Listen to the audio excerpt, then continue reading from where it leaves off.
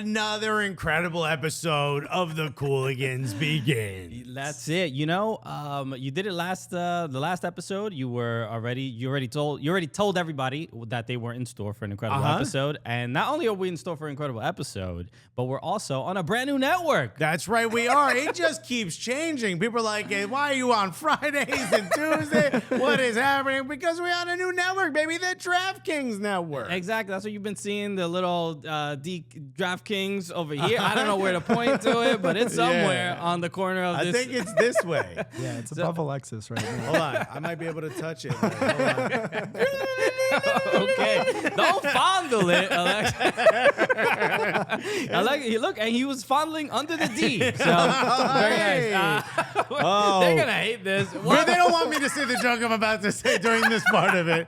They're not going to cut this part out, The right? Cooligans are officially on the DraftKings network. We're still on. You can still get the podcast. You can still find us on YouTube and everything. But we're also, there we go.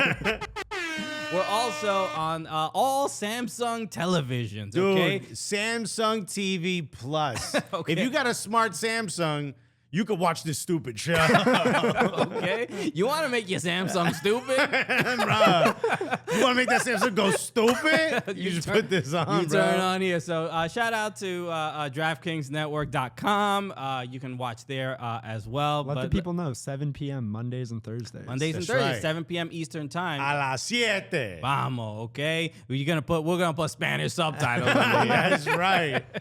Okay. Your Samsung about to learn Espanol, bro. Okay, es Samsung. Okay? Samsung. Samsung TV Plus. Okay, this A is las 7. so we're excited for They're like, when they speak Spanish, it sounds more aggressive than when the Miami team speaks Spanish.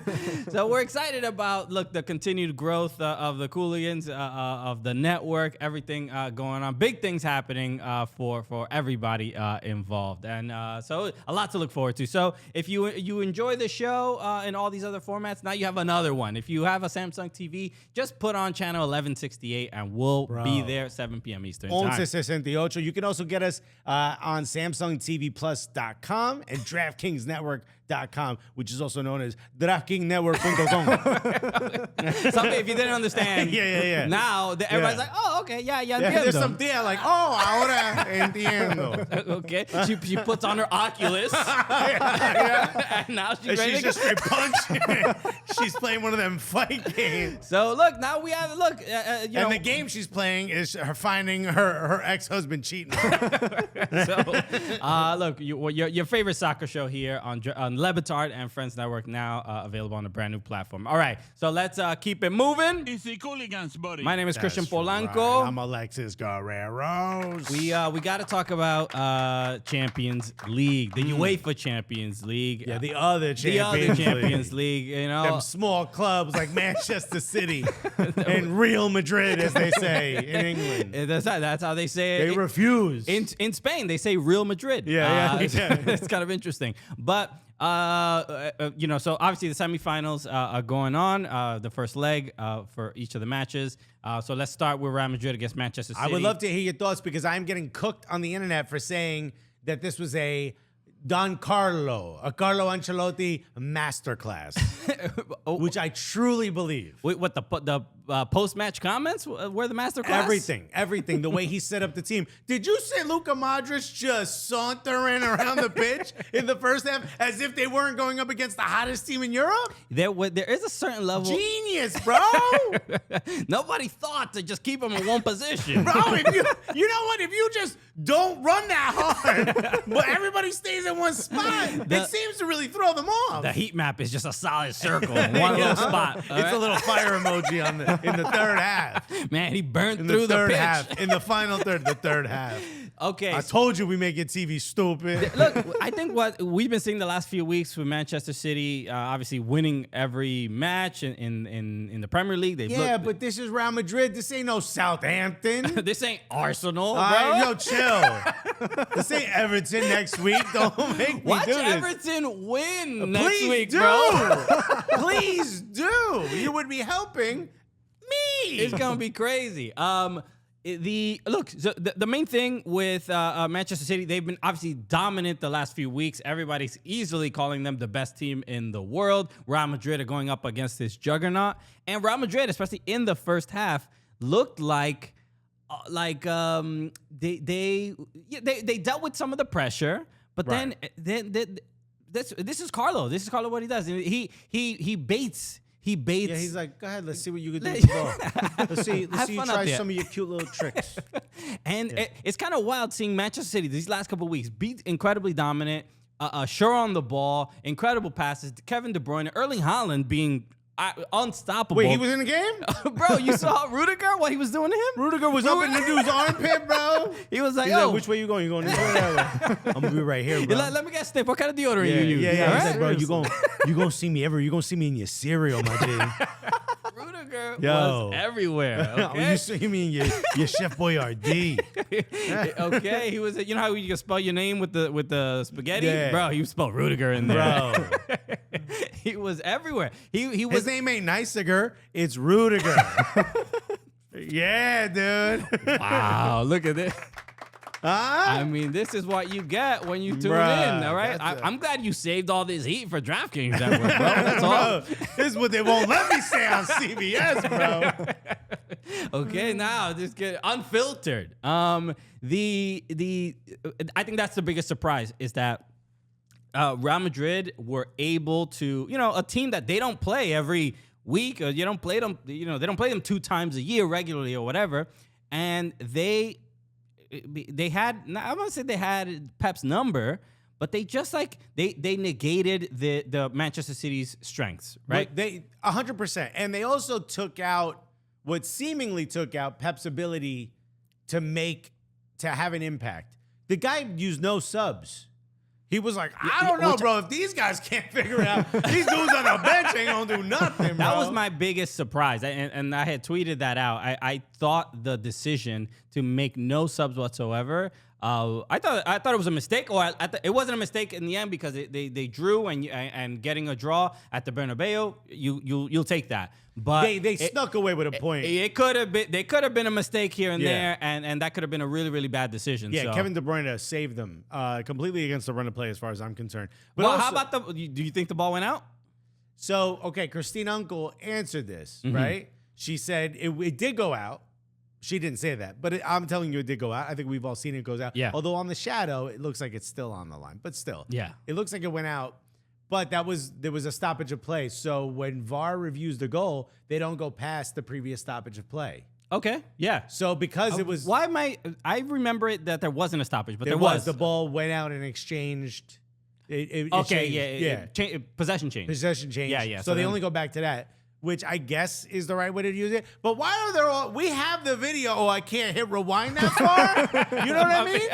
It just had like with such arbitrary rules, Be bro. kind and rewind a little bit. Yeah, That's all. dude. That's the most infuriating part of professional sports with instant replay is that they can't review everything. You're like, dude, if we got it, let's just use it. You know? I what don't know mean? about that because it Here we go. It gets Dad, to a point. Dad's got a... Well, wait. It has to be some level of compromise. When VAR was introduced, there has to be some point where we have to say, all right, the people on the pitch have to decide what happens. Otherwise, we're just going to keep going back and forth. Look, we need Christian, okay? We need a couple of Polancos to be the VAR. We need a couple of cops who go, no, wait, we saw it. I want cameras on everything. And if you did something wrong, whether the ref saw it or not, you're getting called for it. Look, Unless the opposite of my opinion helps me or my favorite teams. I will say this. Look, as far as the game is concerned, if you are Carlo Ancelotti, you say to yourself, we need to stop one person on Manchester City. Who would that one person be? That you think you got to lock down, you got to stop? Erling Haaland. Okay. Yeah. Now, if you are Pep Guardiola and you say, yo, we got to stop one person on Real Madrid, who would that be? Vinicius. Okay. Was Erling Haaland stopped? 100%. Was Vinicius? Stopped? I mean, he scored, so no. Not only did he score, he was, bro. It was. I mean, look, we saw Kyle Walker and Vinicius hug after the game. Yeah, it's like two boxers who fought all game. Showing Yeah. some respect. But Kyle Walker didn't do the Vinicius way he did to Saga. Right. Yeah. He didn't put Vinicius in his pocket. He could barely contain him. Vinicius wasn't doing what Vinicius does against Elche, but he was, you know what I mean? Right? It wasn't Almeria, you know what I mean? But Vinicius was influential in the game. 100%. In many ways than one. Camavinga was doing whatever the hell he damn wanted on that side. Yeah. As far as I'm concerned, Carlo Ancelotti walked away the victor. He didn't get the point. But if you are, I mean, he got a point. He didn't get the win, is what I wanted to say. But if you're Pep Guardiola and you're Carlo Ancelotti, who feels a little bit more comfortable going into that second leg?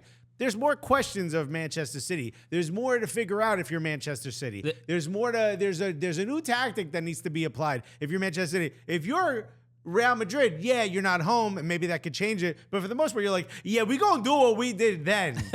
We just need Benzema to be a bit more involved. There's more. There's more pressure on Manchester City because we all know they haven't won it. So the narrative is always Pep hasn't won it here. Right? You spent how much and you still can't win this? And the pressure, but you sense that pressure in the game, right? The players themselves, even though they pointed this out on the broadcast. Did anyone look more stressed than Kevin De Bruyne even after scoring? He's like, is that all right? But he was that good?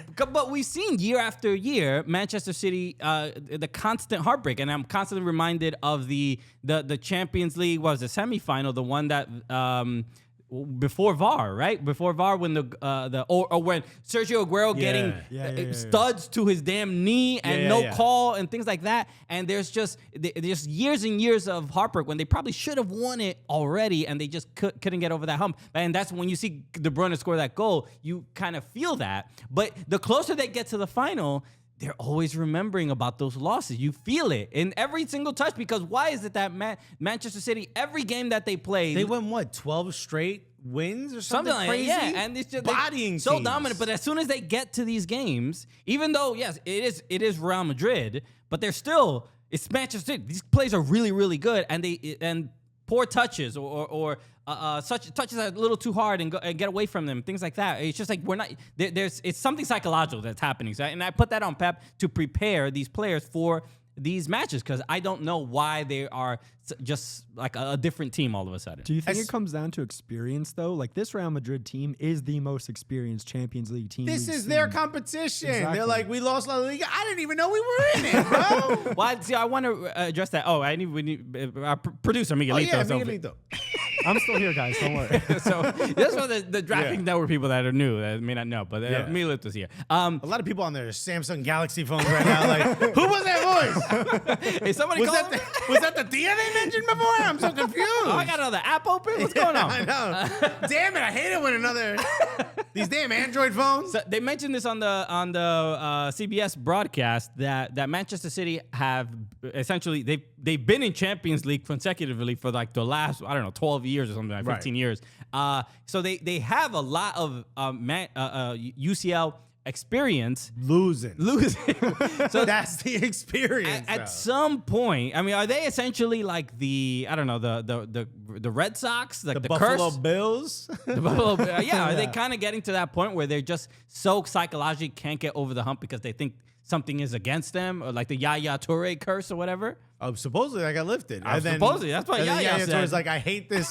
This racist thing. I'm like, bro, weren't you the one who said it? It was his agent, or something like that. So he was like, saying that none of it is true, but I mean, the results speak for themselves. We're trying. I'm not conspiracy theorists or anything. Think Paul Pogba might have buried a hyena or something. We have to come up with a valid reason. Look, why? I'm trying to use science here to figure out why this all becomes a revolution when they get up here. I'm just looking at the evidence in front of me. Yeah. Okay. So I think if you're Carlo Ancelotti, man, you got an easy time talking to the team about the next game. You just got a whiteboard. You got to write Blurling Blauland on it and be like, bring that back, dude. The other match, obviously, what is it called? The Derby? Derby della Madonnina. Della Madonnina? It's like the way my mom says McDonald's. Yeah. Madonna? Madonna.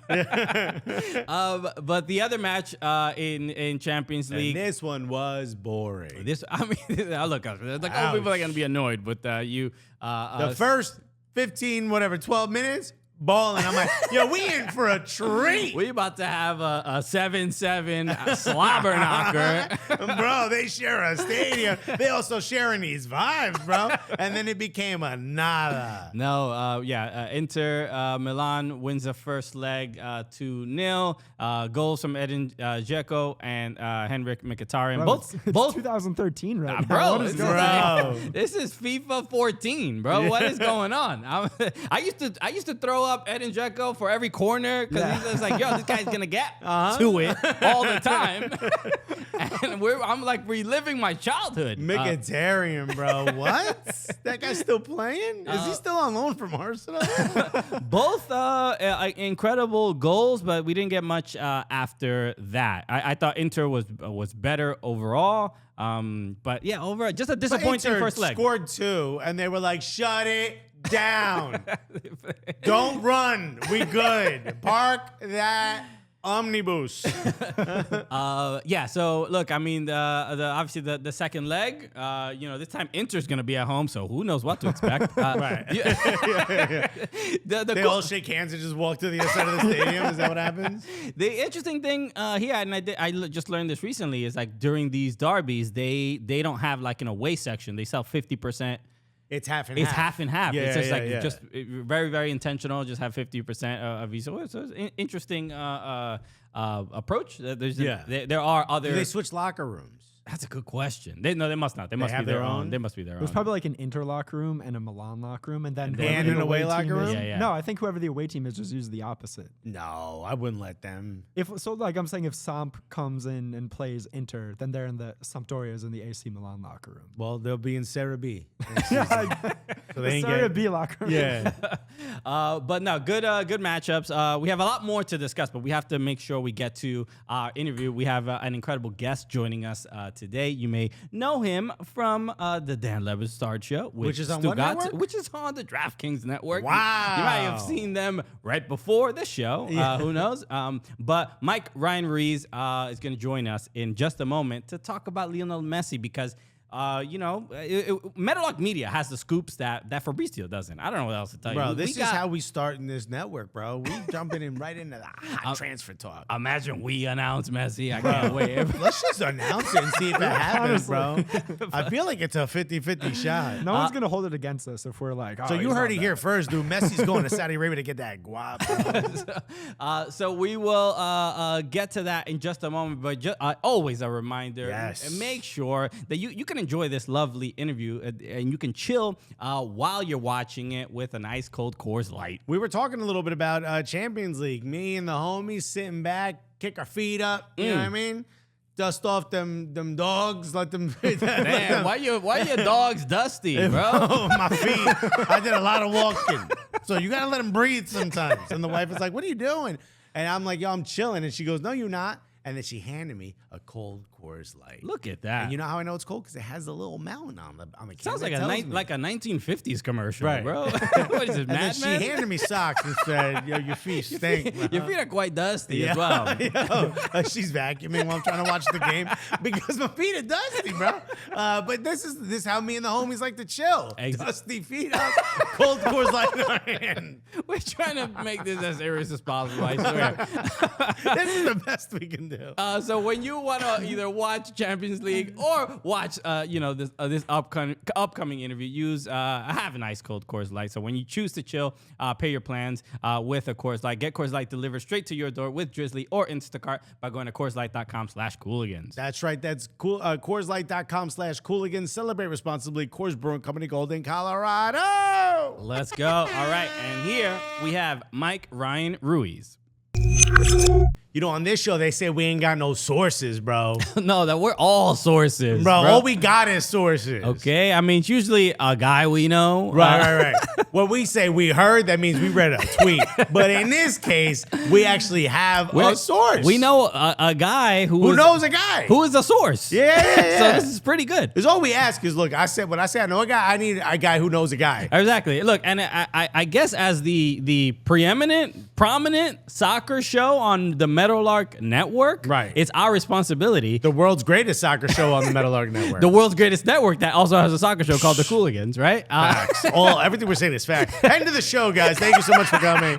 Yo, nothing but facts. But this man, the last few weeks, his name has come up plenty of times on this show because when it comes to Lionel Messi and the rumors, literally one of the greatest, most popular athletes in the world, in human history. Not one of the most. Yeah. This is quite possibly the single most popular Exactly. athlete. But his name has come up because when it comes to what Messi's next move is going to be, this man... He was yipping a little bit, but turns out he might be right. Okay, because everybody thought this man was just crazy. We thought he was just chirping. He's not a source. He has a mullet. Turns out he is the source from Meadowlark. Ladies and gentlemen, Mike, Ryan, and Source Ruiz, everybody. Mike, what's good? That was a shot across the bow on the mullet. not gratuitous is not even where to begin to describe that. How you guys doing? Thank you for having me. Real good. Course, Look, we learned about intros from watching the Dan Le Batard show. So we know where we get it from. First question: how do we get rid of these bad habits? How do we unlearn everything y'all taught us? No, I think things are going great for you guys. Alexis, congratulations on the year. I know I've messaged you privately, but it's really cool to see you on the Golazo network with a great group of people out there. So I'm really happy for the show's continued success. I listen as much as I possibly can. I really need my sports teams to stop winning in the playoffs so I can actually listen a lot more because... Yeah, it'd be nice if you guys lost for the Knicks. Would really well, it's not going to be the Knicks. It's not going to be the Knicks. Yeah. Why would the Knicks ever be confident about anything? It's not really our way. We're overconfident at the beginning of the season, and then nobody wants to jinx it at the end of the season. No, we just scream into microphones outside of MSG. Yeah. Okay, that's as much as far as the confidence goes. How many more times do you think you're going to get to do that? I want all the Miami Heat players to know. We said, KD, don't you wish you signed with it? No, we didn't say nothing about you, bro. Stop shooting this way. Don't you wish you weren't rooting for the Knicks? Yeah. Never, yo, Knicks till I die, Knicks in 6. Let's go. Let's go. All right, let's go. Lionel Messi, obviously, I've been seeing the tweets back and forth. You quote tweeting Fabrizio Romano. It's been a lot of fodder, and it's been very entertaining. This is Mike Ruizio Romano, dude. Okay, we don't need Fab anymore. Nah, Fab. But okay, I'm not gonna ask who your source is because that's not how. That's not usually how that goes. We're proper newsmen. We wear the fedoras with the word press. Just as a general curiosity, it's not really something an insider does. There's some of our fans are like, ask him who his sources are. No. But I will say this, being in the middle of all of this, because you are a person who has obviously worked in sports for a long time. You're not always the story, but you've wedged yourself into this story. Well, look, man, it's become the Messi signing is very clearly going to be a zero-sum game, and it's unfair because if Messi signs with a Saudi team or Barcelona, whoever said that was going to happen months ago gets to be right. And there's a lot of twists and turns. He still hasn't made a decision. There's a lot of reporting along the way. And all I was doing several months ago was the same thing that I had been telling our audience for several years, that Messi is a real possibility for Inter Miami. And after the World Cup, Fabrizio had just reported that Messi had verbally agreed to an extension with PSG. I knew that to not be the case because he was talking with Inter Miami quite a bit. And Inter Miami reps were also at that World Cup final. And they weren't hard to find if you were looking around Messi's camp. And it didn't make any sense to me. And trust me, I didn't think that Inter Miami had a legit shot against PSG if PSG really wanted somebody, because they don't really lose these things. But it was made very clear to me that Messi was looking for something other than just money. Now, it's very hard to say no to $500 million annually. So it's never been something I've been faced with. I imagine that'll be hard to do, but also he's Lionel Messi. He has all the money in the world. But what I got dragged into it by just holding my line and trusting my own reporting that I'd been doing for several years. And unfortunately for me, within the world of soccer, I'm not necessarily known as someone that would break news or have I didn't have this huge reputation of reporting on soccer, so I understand what everybody was doing. Fabrizio is a gold standard for a reason, but I knew he was wrong on this one. And then it just became, well, if people are going to have a go, I'm going to defend myself, especially when I know what the truth is. And so I'll just continue to defend myself because a lot of people were dragging me. So many people. Because if Fabrizio doesn't say it, it's not true. And guess what happened? Several months later, Fabrizio finally got it right, as it, you know how they frame it. I'm not going to put you in an uncomfortable spot. I know he's your CBS colleague. But it was interesting how they framed, like, oh, he did have a deal. He did have a deal, but then he didn't have a deal. He never had a deal. He never agreed to the deal. Right. He never was going to PSG. I don't know why that is the message. You got the reporting wrong. It happens. But really, I'm having a go at people because people seem to have fun with me on the internet. So I know my reporting is true. I think every twist and turn that this story has had over the last few months has kind of confirmed that, right? Right. Yeah. I mean, the punishment, the little pow pow that Messi just got, being suspended for 2 weeks for. He had to do that hostage. Apology. Right. That was weird. It was He's already back. He's already back at training though, so I don't even know how real the 2-month suspension thing is. The 2-week suspension. He's got to be out there for the trophy celebration, right?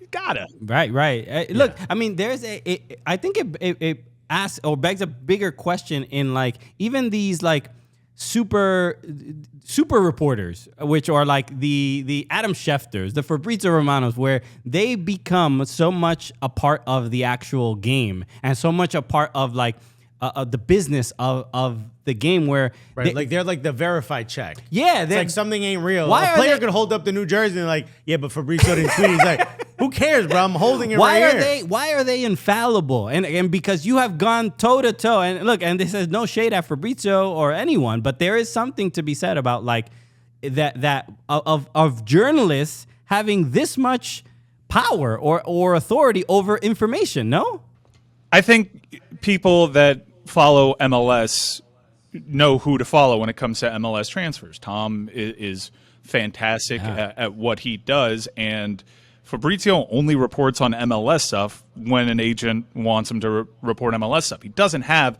that many sources within MLS, and it kind of tainted the entire prism that the Messi news was looked at because he is the gold standard.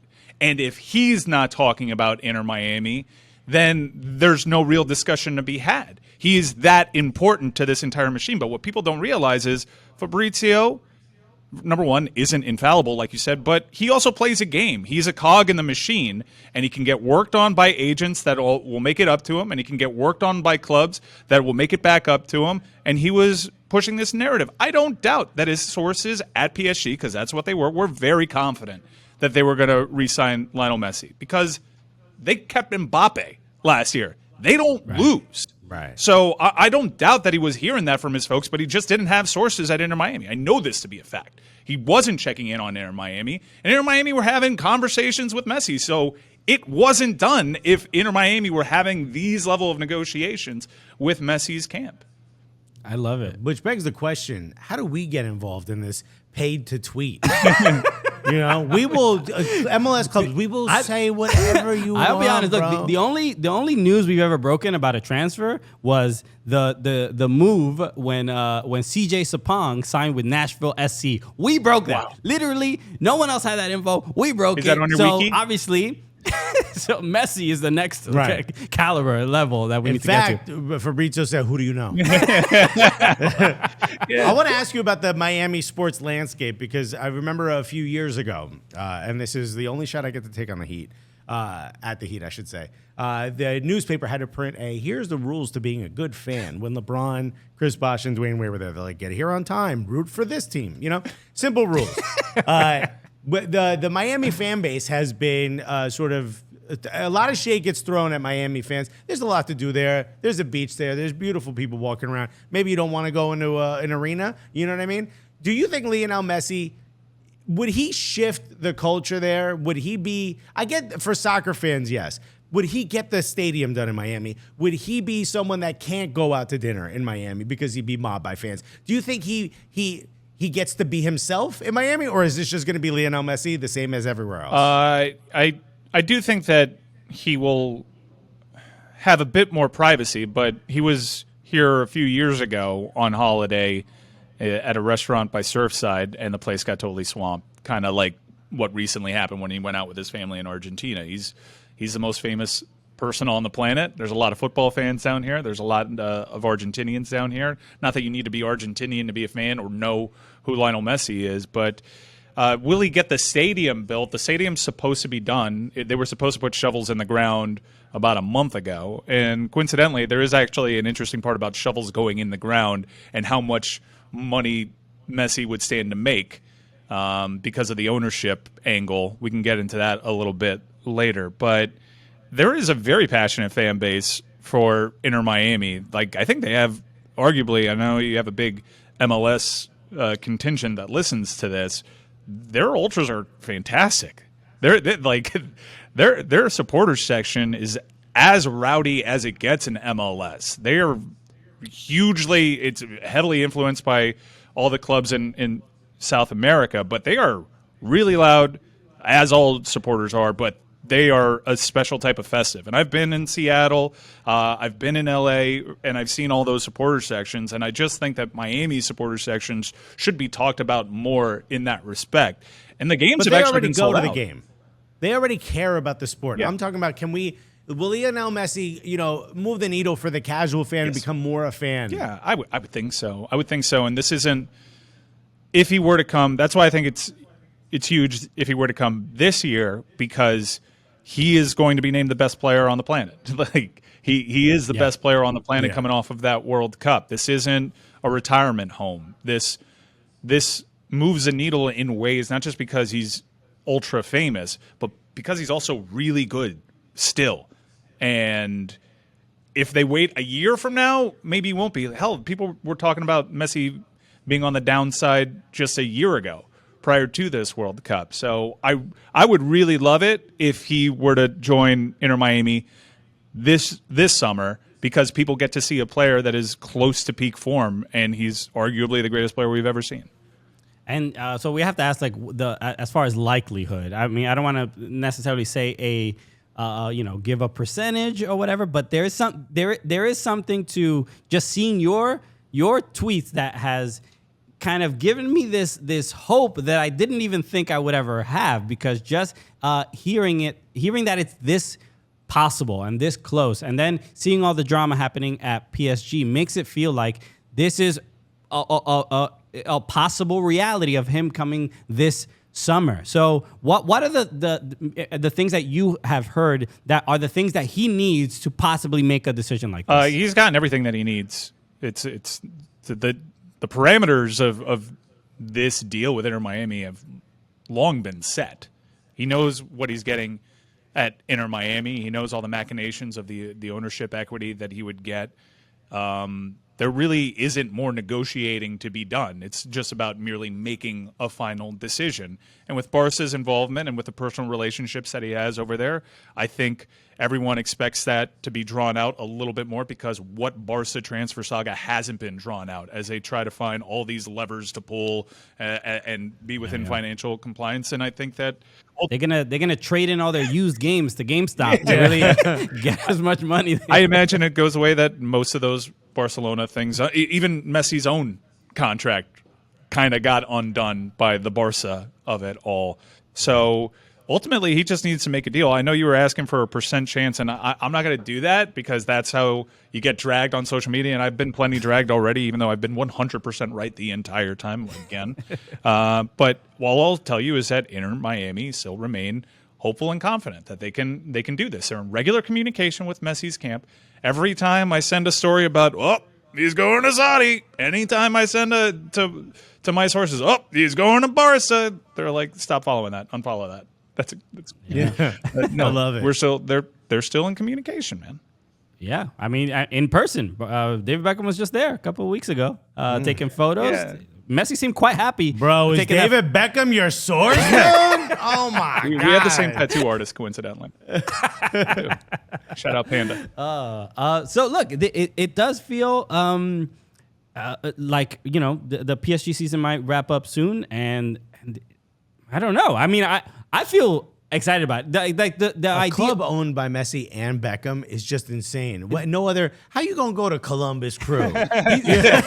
So I want to make one thing very clear. The thing that I accuse Fabrizio of carrying water for certain clubs, like you can certainly tell me that because I'm not plugged into Saudi Arabia. I don't have sources over at Barcelona. I am just hugely plugged into Inter Miami in ways that no other reporter is. So I'm just giving you what I've been told. I would love for more reports coming out of Saudi Arabia because that seems like a wild number, and I've heard that number long before. The story that I heard months ago was that Lionel just didn't have interest in going to Saudi Arabia. It didn't really matter the kind of money that they would offer him. He didn't want that for his life and his legacy. But this was several months ago, and like I said earlier, I've never been faced with having to ask myself legacy questions when being offered $500 million annually. It's absurd. There is bleep you money in this world that you could just be like, let's table that. What is one summer in Saudi Arabia going to do to our plans really at that price tag? Right, you fake an injury halfway through. Next thing you know, you're in Miami. Yeah. And Barca can never be counted out. Look, he's got a Barca tattoo. Everyone knows what he did for that club in that shirt. They're obviously playing on his emotions, but Barca has a really complex path to get all this. The one thing that I was pretty sure of and pretty strong on, despite PSG's reputation of not losing, was that he and his family wanted to turn the page on that, and he wanted something more from his life. Now it's ultimately his call on what that something more will be. I can't imagine after winning everything and winning a World Cup why you still have this yearning to do something else. But I guess that next thing is a legacy. And you ain't leaving a legacy in Saudi Arabia. You are in Miami, though. Sure. Yeah. I mean, how much money? Money All can't of be the it. thing. No, What is it? all of it. I want all of it. Yeah, and it's also I won't have enough where $500 million isn't a good look, number. It ain't no Messi half wants, a billion, but it's not like he's not going to be making really good money at Inter Miami. Right. He just wants to. Is Messi going to be the next Jeff Bezos? Right. Like, we don't need another. But here's what I'll say in response to like all the Saudi Arabia stuff. Inter Miami wasn't in this position, even though they had a decent package for Lionel Messi. Like I said, it's not like he's not making nothing there. If it's an arms race over financials, they're not beating out the likes of PSG, right? So obviously there's something else going on here for Inter Miami to still remain in the conversation, despite not having the resources that Saudi Arabia has, or certainly the resources that PSG had. Inter Miami was still meeting with Messi and still getting positive signs that he remained interested. And like I said, the deal points have been talked out. He knows what the deal is. So like the negotiating is done. The hard part's over. Now it's just him making the decision. I think You got to get Busquets. Well, that's been part of it. That's been part of it the entire time. And Inter Miami kind of has been leaning on Busquets to do the recruiting here. Like they're pitching the vision. As is Saudi Arabia right now, from what I've read. As is Barcelona, because Busquets is already there. I had no idea that Messi and Busquets were this tight. I had no idea until it was explained to me through my sources that no, they're best of friends, and you have to kind of sell Busquets on this too to get Messi. And Inter Miami they also have those deal points totally talked out with Busquets. You see, like on their roster, they don't have a number 10 on their roster. They haven't given the shirt to anybody. They need a player like Busquets right now. They need a player like Messi. They've built their entire roster for those two positions in particular. They've changed their formation already to make this get the most out of Busquets and Messi down here. It's everything but just the name on the dotted line. That is all that. I cannot wait to see Messi and Busquets play for Inter Miami and collectively run about 2.5 meters per game. These two guys don't run anymore. They don't run, but they built out the team so everyone else does the running. Right. Exactly. No, Most of their exercise will be rolling their eyes every time Neville speaks. No, man, this is an exciting time. I think. Can I ask one more question before you close out, real quick? Who's going to be Chelsea's manager next season? They're saying Poach, right? I know what you're doing. Okay, I came over here. I did the victory lap, and we were headed to the Champions League final, and now you're flying high because we're down bad, and you're not. Although you are going to bottle this league, and you know it. You are. That's fine. Look, second is a great finish. Yeah, for you guys, absolutely. For you guys, there's not going to 600 days are going to pass with Chelsea in Champions League ball at like the bare minimum. So I'm hugely frustrated by it. It seemed like every decision that they made, I immediately hated it. And I would just do the thing like, oh, let's let it play out, long play. Yeah. And if your worst fears are getting confirmed constantly at such a rapid pace, then you're worried about the whole well being poisoned at this point. Yeah, I would say the worst Todd Bowley signing, a lot of people would say it's Mudryk. I disagree. I think it's the director of football being James Corden. It's just a bad signing. Bad hire. This is the last question I want to ask because we've been our producer Mike Malley, aka Miguelito. Okay, we've Latino-fied him. We got him where while he sleeps, he's listening to Bad Bunny. You know what I mean? Exactly. Those are the rules if you're gonna work with us. But he has been making a few bets in Major League Soccer, and he's kind of been we've been living vicariously through him. And I know you are also, which is one of the most erratic leagues to bet on. By the way, he's been going with generally favoring what the road team that I just think is better. The road than team the that home is team. Just better, right? Have you noticed this, Mike? You get so much extra value on these away teams, no matter like how much better. Like for instance, this past week we did LAFC at San Jose Earthquakes, and you think LAFC on paper is a much better team, but they were still plus 135. I think when we talked about it on the show. So have you noticed that as well? Yeah, San Jose is good.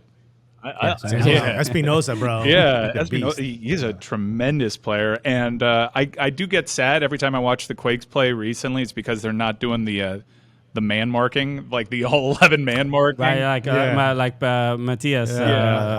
Those games were bonkers to watch. It was just so much fun. But now they're actually good and cohesive, and it kind of makes me sad because I miss their old play. I had not noticed that about the away value. I know that there have actually been some really good home teams. Isn't Houston quite good at home? Yeah. I don't think they've lost at home, if I'm not mistaken. No one's even scored against them at home. Yeah, they went 0-0. Remarkable. On the weekend. Ben Olsen out of nowhere. Yeah. So, is there anything, any tips or anything you followed in the bets you've made? From?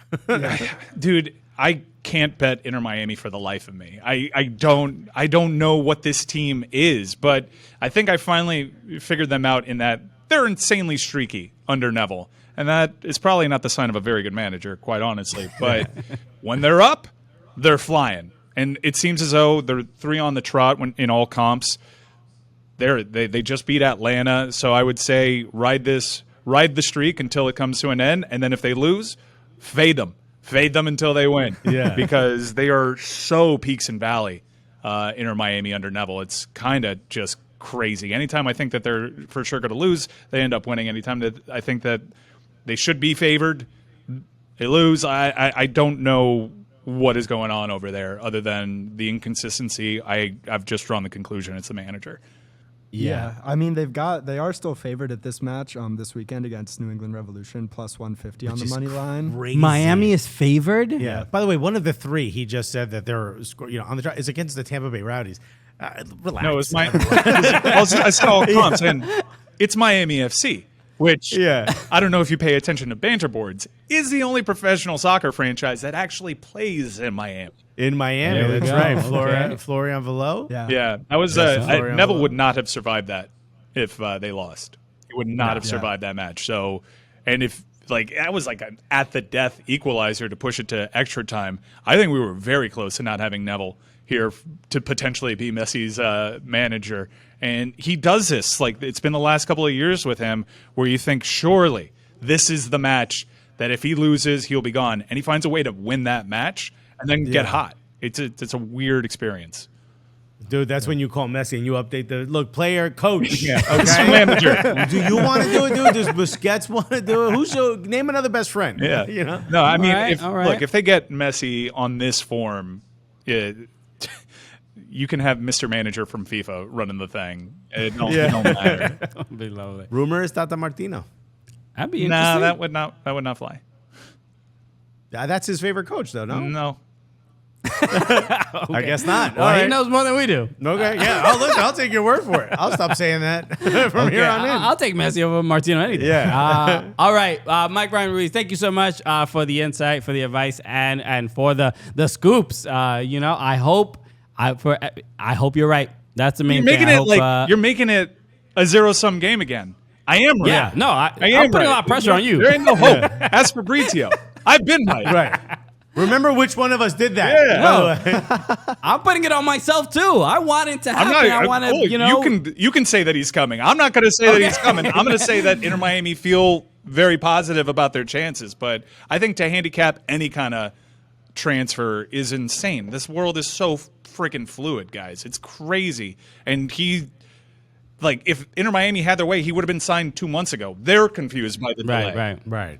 Okay. Well, we don't know that, but we do know Knicks in 6. We know that. We do know that. Okay. Look, all I know about Messi is that if he doesn't sign, I'm just gonna really, really cry, and it's gonna destroy my life. Right. Okay, that's all. All right, Me no too, big deal. because no one, as nuanced as my deflection on you was, no one, Twitter is going to be a cesspool for me, even more than it usually is. A continued cesspool.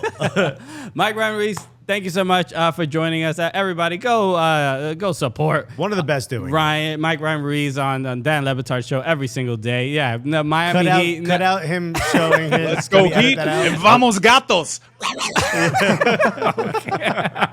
I love the idea of I don't know too many Latino hockey fans. Right. I'm probably one of the few, so I love seeing it. I didn't even know where the Florida Panthers play. I have no idea where they play. In a hockey arena. They play in Sunrise, and I shit you not, there was a guy 2 rows in front of me, the number 99 jersey, and it just said Lechon on the back. All right. Mike, you're the best, man. Thank you so much. Cheers.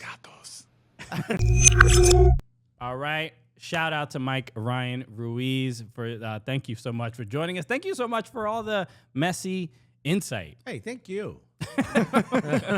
Great job, Christian. Yeah. You did great. We didn't. I thought we would go back and forth thanking each other. But Christian was like, no, I'll take that.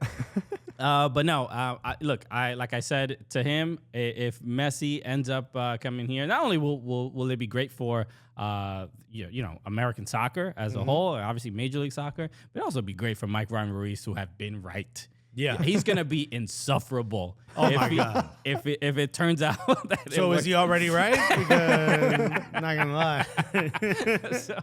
But no, we appreciate all the info and all the insight. Okay, let's talk about some American soccer news, because not only have a lot of people been wishing and hoping for Lionel Messi to make his way stateside. The other, especially New York City FC fans have been waiting for some news as well. And there's now, we announced, we mentioned that NYCFC were getting a stadium, but now the renderings, the official proposals. And this isn't like somebody on Reddit. No, this is like NYCFC is putting this out. This is official.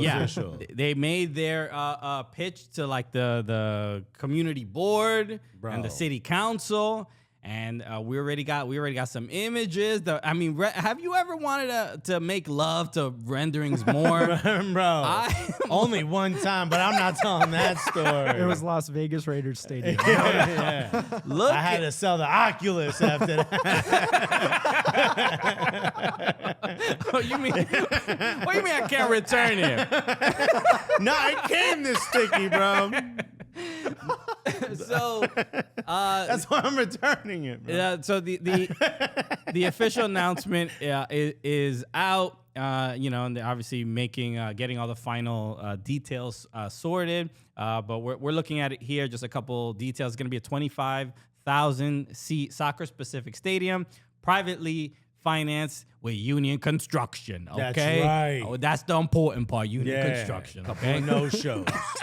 Tony Soprano was running the NYCFC stadium. Okay, we know New York. We know how it works. Hey, all listen, right? everything's above board as long as the board is underneath the table. But no, 2,500 affordable homes. 100% affordable homes. So there's no pour door. Oh, okay. You've heard of the pour door. Right, that's right. That's the door I come into in my home, right? So I've heard of it, okay? Your wife was like, you know you can't use the front door. You're scaring the neighbors. No, pour door is, for those of you who don't know. Me and the dog, we share the same You dog. go through the dog door. Hello, I'm home. Why are all these thumbtacks here? The buildings in New York City, in order to get a building built, like a big fancy glass and steel building, you have to approve in order to get the approval, you have to add so many low-income homes or affordable apartments in that building. And what they do is they say, fine, but then there's like the big fancy entrance, and then there's like the other entrance on the side. Right. And that's for the people who live in the low-income homes. So the people have complained, and now they stop it, and the term for that is the poor door. Okay, so yeah, overall, look, the fact that we're at this point, this is huge. It's huge. Look, we've been NYCFC fans since day one.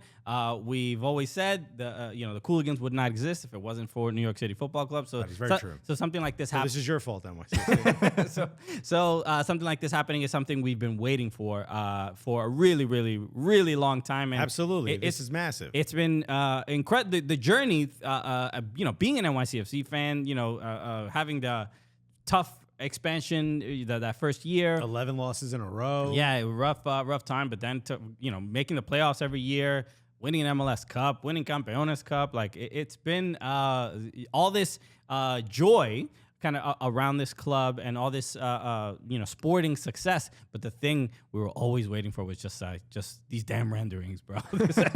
We were waiting for these for so long, and I'm very, very stoked. I'm very excited, and it's nice to see just a bunch of New York City soccer fans happy as well, because NYCFC this year, for some reason, they don't know how to win on the road. No, they don't. They're like, road, we don't do that, bro. We're building a home. We want to stay here. Okay, we're trying to. There's certain zip codes we will win in, but those other ones, not interested. Not really our thing. Also, I said this on the CBS show, but bro, I'm tired of playing at Rebel Arena or in Hartford or it wasn't St. John, was it?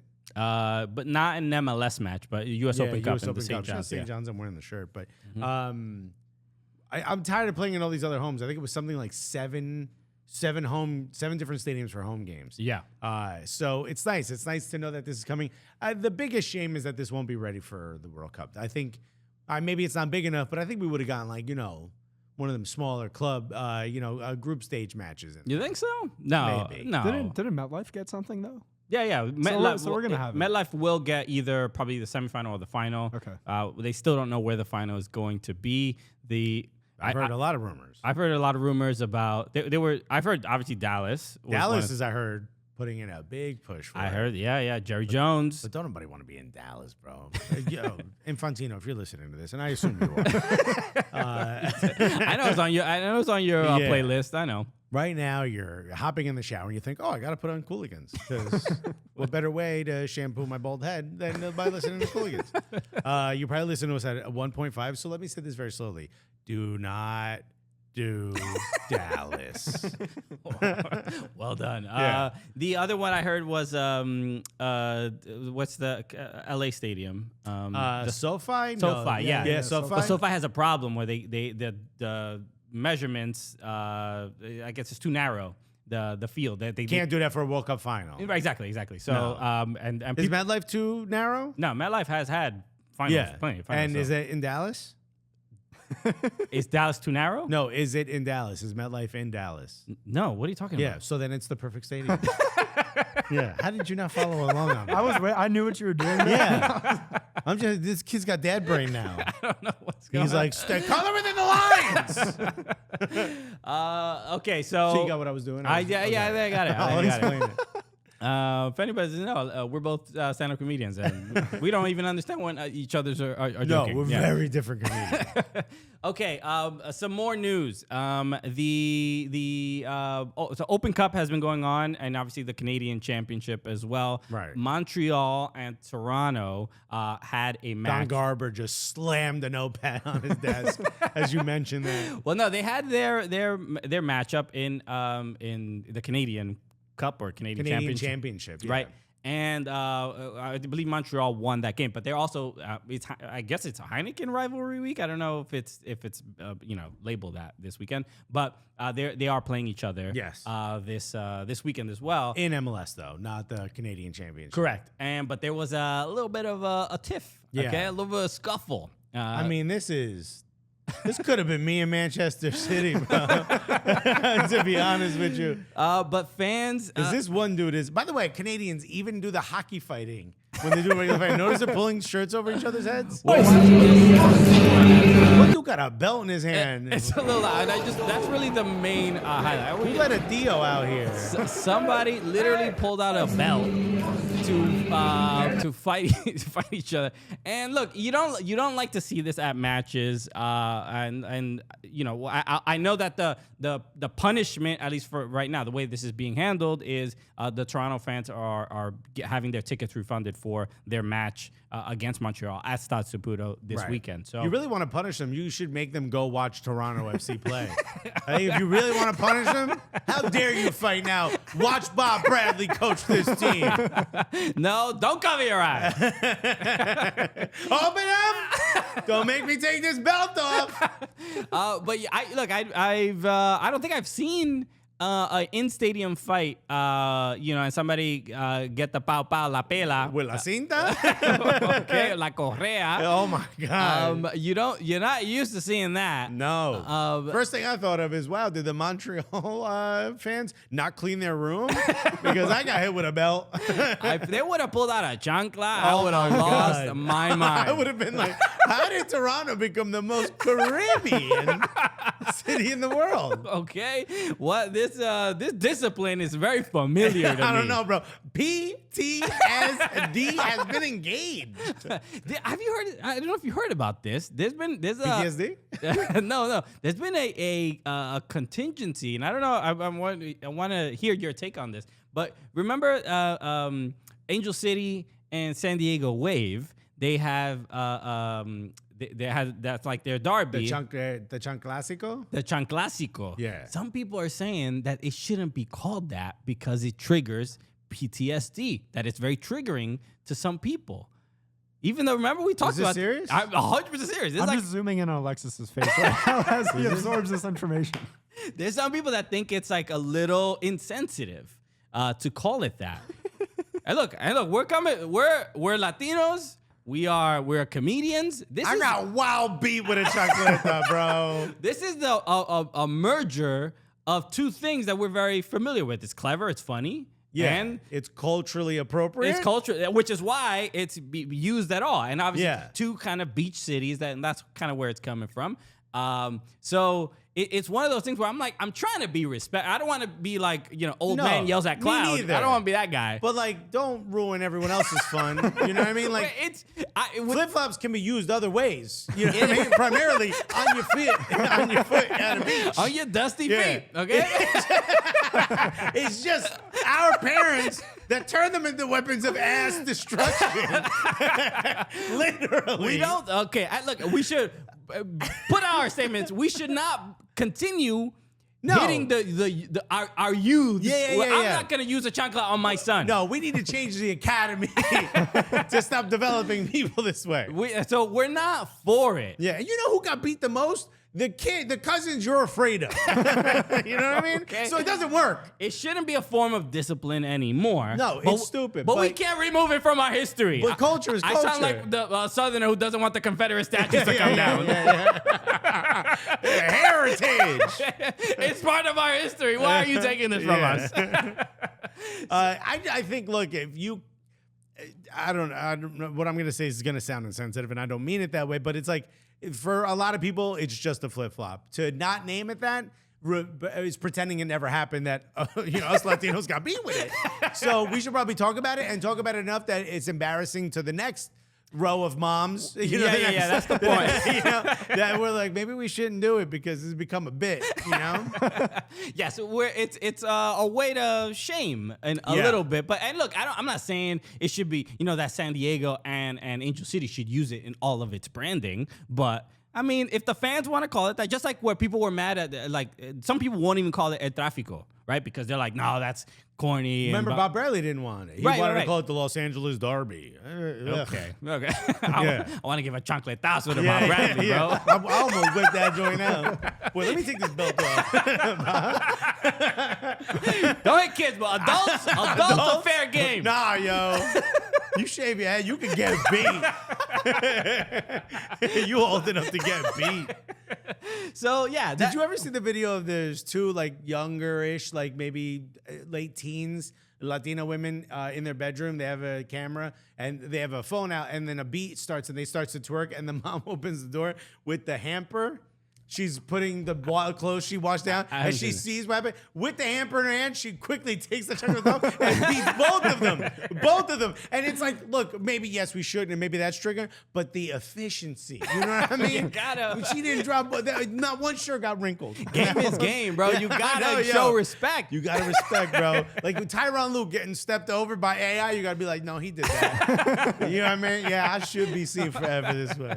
So, a fascinating wrinkle to all of this. That's like saying you can't yell "fuacata," you know? Bro, you're gonna take that from us, bro. You taking a whole culture. Okay, I'm gonna start saying like, yo, everybody's going woke. Yeah. All right, I'm gonna start saying that. Yeah. You don't want me to start saying that. He's gonna start wearing a bow tie on this show, dude. Bro, maybe you should head down to the Miami studio. Something tells me they like you down there. Finally, look, this guy loves freedom. some Latinos I can connect with. All right. Hola, ¿qué tal? Ron DeSantis, I'm here for you, baby. You mean wrong?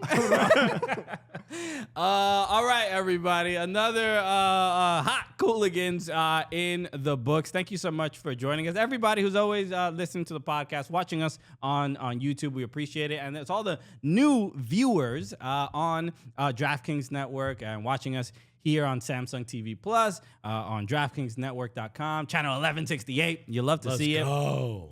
So we're excited. Again, just more and more fun stuff coming soon. Shout out to Ryan Ruiz for joining us as well. Lot to look forward to. Obviously, the Women's World Cup is coming up. We're going to be doing a lot of coverage, a lot of fun, dope things. So thank you to anybody who's supported us for all these years, or if you're new to the game. This is what it's all about. We're having a good time here in the beautiful sport that we love. Okay, as always, make sure you follow us at Soccer Cooligans on all social channels. Subscribe to the YouTube channel. Hit that subscribe button. Hit that follow button. Hit that yo what up button. Hit that slide in our DMs. Yeah. Do whatever you gotta do, bro. Tap the iPad with your dusty foot, bro. Okay. There's so many ways to subscribe. Oh man, it's fun, isn't it? Hit the subscribe button with the chancleta, bro. Yeah, dude. Okay, that's how you can get your anger out. Smashing that subscribe button. How about this? You don't subscribe, you might get a chancletazo, bro. Okay. That doorbell rings, you see a nice looking little Spanish lady. Guess what's about to come next, bro? We only warn you once. Okay. Y'all the absolute best. Thank you so much for joining us. Peace. Love you guys.